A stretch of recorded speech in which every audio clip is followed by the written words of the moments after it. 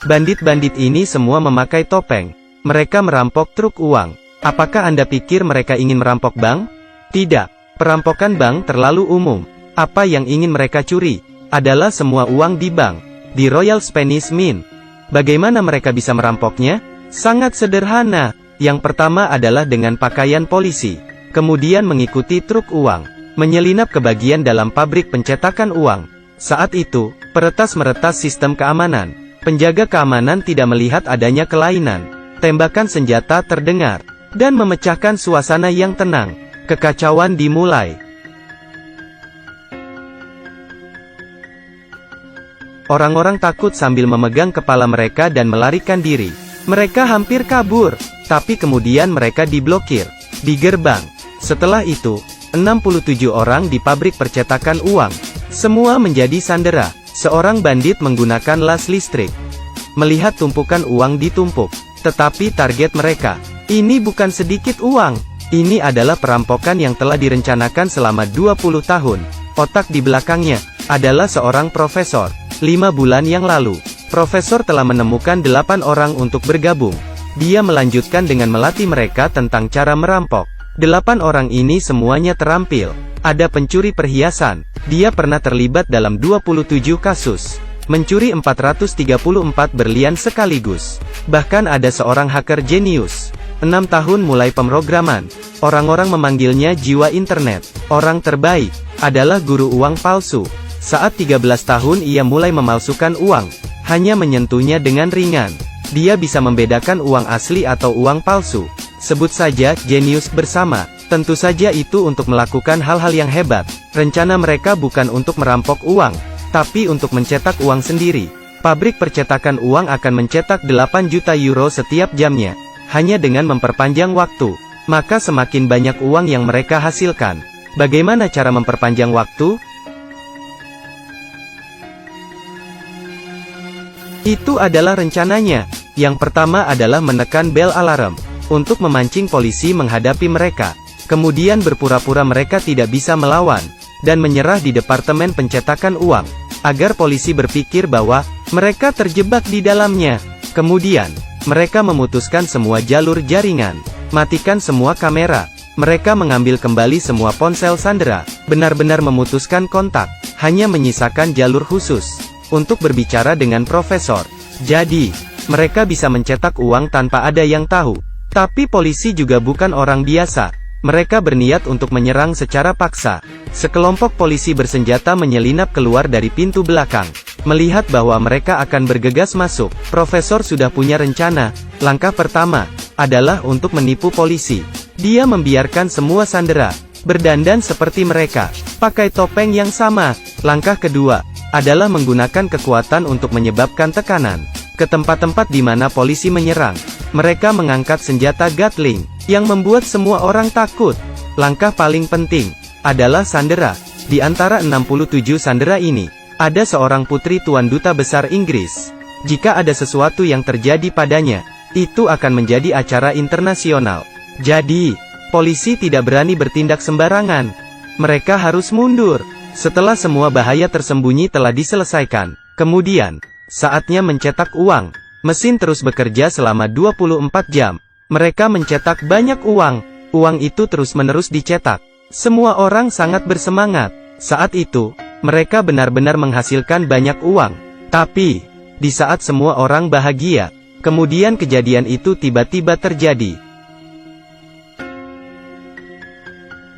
Hari itu, perampok bertopeng mengambil sandera ke teras untuk jalan-jalan di gedung seberang. Tapi penembak senapan jarak jauh polisi mengarahkan pandangannya pada mereka.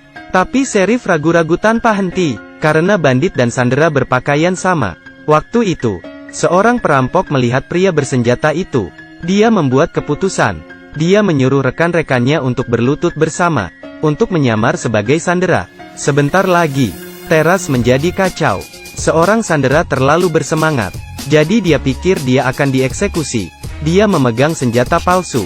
Tampil panik, Sheriff hanya melihatnya berdiri, dan menganggap bahwa dia adalah pencurinya. Dia memberi perintah untuk melepaskan tembakan pistolnya.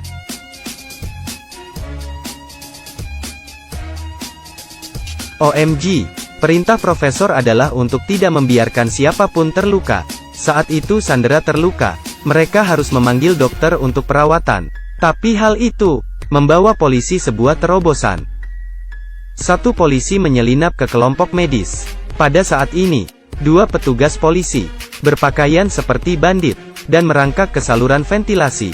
Mereka ingin menyamar sebagai Sandra, kemudian menangkap semua bandit dari dalam. Namun, tim medis datang dan digeledah. Semua benda logam akan disita. Mereka melepas sepatu mereka dan berbaring di lantai untuk menerima pengecekan seluruh tubuh. Selama waktu ini, perampok memasang chip penyadapan di kacamata petugas polisi. Dengan cepat, operasi berjalan lancar. Namun, wakil petugas polisi terkejut mengetahui bahwa semua perampok dan Sandra sudah ganti topeng. OMG. Jika dia keluar saat ini, dia akan berisiko. Dia bergegas kembali ke pusat komando. Diperintahkan untuk menarik diri. Aksi gagal lagi. Kepala polisi wanita itu sangat bingung. Mengapa para bandit selalu selangkah lebih maju? Mengetahui tindakan pihak kepolisian, dia berpikir untuk waktu yang lama. Dia mengira ada mata-mata, tapi dia tidak tahu itu. Beberapa hari yang lalu, dia bertemu seorang pria di sebuah bar, juga mulai berkencan. Dan pria ini adalah pemimpin kasus ini. Profesor mendekati Sheriff untuk memata-matai intelijen. Jadi, dia segera menyadari, polisi menyelinap masuk ke tim medis. Dia pintar, dia telah memasang penyadapan ke dalam kacamata wakil polisi. Waktu itu, setiap gerakan polisi akan direkam di kameranya. Itu juga karena ini, dia telah mengungkapkan kesalahan fatalnya. Ternyata, polisi menemukan kamera di pabrik percetakan uang. Sebelum perampokan skala besar seperti itu, para bandit harus sudah mempersiapkan sebelumnya. Tentunya, kunci mobil muncul di kamera. Polisi berdasarkan kunci itu untuk menyelidiki mobil ini. Dan di dalam mobil, ada sidik jari mereka. Saat itu, profesor menyuruh seorang pria untuk menghancurkan mobil. Tapi orang itu serakah dan menjual mobil ke pengumpul barang bekas. Ini berarti, bukti di dalamnya pada dasarnya belum hancur. Mendengar berita ini, profesor khawatir. Dia dengan cepat pergi ke tempat barang rongsokan, tapi ditangkap oleh penjaga. Untungnya, dia berlari dengan cepat. Setelah kabur dari penjaga, dia menemukan mobilnya. Dia masuk ke mobil. Tiba-tiba, polisi tiba. Dia dengan cepat masuk ke dalam bus. Dia merobek pakaiannya, menyamar sebagai pengemis. Kemudian keluar, menerima pemeriksaan polisi. Polisi membuka pintu mobil, mencium bau amonia. Dia tahu, dia selangkah terlambat lagi. Pengemis itu punya masalah sekarang. Dia mengejarnya, tapi sosok pengemis itu tidak terlihat lagi. Ada hal yang baik, penjaga di tempat parkir telah melihat sosoknya. Di kantor polisi, petugas polisi berdasarkan deskripsi pria itu dan membuat sketsa penampilan perampok itu sedikit demi sedikit. Mata, hidung, mulut, gaya rambut, wajah profesor sangat cepat dibuat dengan hanya menangkapnya. Kemudian mereka bisa menangkap semua perampok, tapi mereka tidak tahu itu. Profesor segera mengetahui berita ini melalui penyadapan.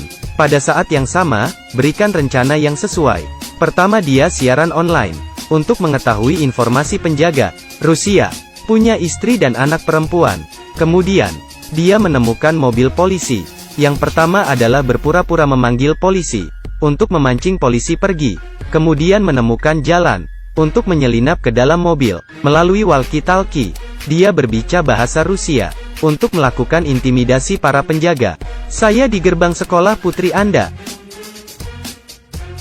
Jika Anda membuat sketsa gambar seperti saya, mungkin Anda tidak akan pernah melihatnya lagi. Mendengar ini, penjaga ketakutan. Dia segera menghapusnya. Dipukul sampai mati juga menolak untuk mengakuinya. Sheriff jauh dari kebenaran lagi. Jangan menyentuhnya.